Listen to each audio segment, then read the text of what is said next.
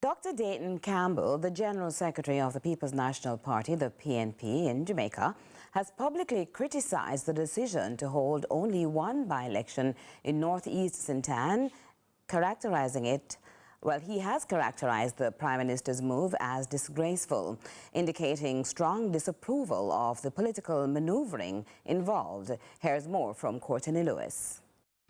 You may have thought that a September 30 by-election date announced for the constituency of Northeast St. Ann would excite the political bases of both the JLP and the PNP as the first time back at the polls since local government elections in March.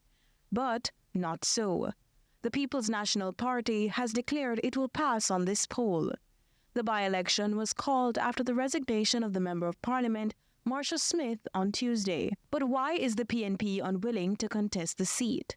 Instead, the party is challenging the motives of the Prime Minister for calling a singular by-election when the South Trelawney seat has been left vacant after the resignation of former MP and House Speaker Marissa Dalrymple-Philibert in September of last year, in addition to the impending vacancy in the constituency of Northwest St. Andrew following the resignation of Finance Minister Dr. Nigel Clark. Well, I plead the truth in saying that that is not so, because we have said that we are ready to contest Morantby and we are ready to contest Aniantown. Reason being that those by-elections are being called when the next local government election is due in 2028, 3.5 years from now.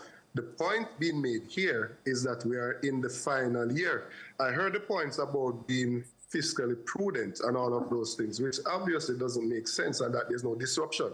We currently are operating without a Minister of Water because we had the resignation of the minister and we weren't told, and because he's now vying for a constituency. When you do a serial set of by-elections, you're going to have the same ministers out there campaigning when they should be focusing on the business of the government. This is designed to help a failing government whose popularity is on a downward spiral. We think that it's waste of taxpayers' money. Yeah. It takes approximately $25 million to hold a by-election. Yes. If you're going to hold a series of them. Now, Marcia Smith was the one that was asked to resign. You have Carl Samuda, you have Mike Henry, you have Babsy Grains, J.C. Hutchinson, all in the departure lounge. None of those persons were asking her. This young lady in her first term, she wasn't supported by the Labour Party. She was used and disposed of. And the Prime Minister is going to say that he's going to find somewhere else to place her.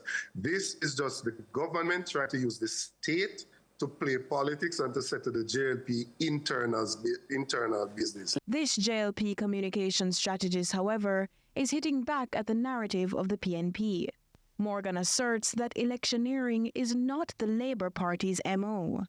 The Jamaica Labour Party categorically rejects any such assertion or suggestion. I will tell you why. Yes. The party has to be mindful of its political considerations, but even more so has to focus attention on the management of the country, management of the economy. And as you said before, having regard to where we are in the scheme of things, we are now less than a year to a general election, as it were. What you have now is an important refreshing happening, building on the economic gains that we have made so far, and seeking to channel our efforts into accelerating and intensifying rates of growth going forward. Under the Westminster model of government, the Prime Minister holds absolute authority on the calling of by- and general elections. General elections are due in Jamaica every 5 years, with the next general election in Jamaica constitutionally due in 2025. Courtenay Lewis for CVM News.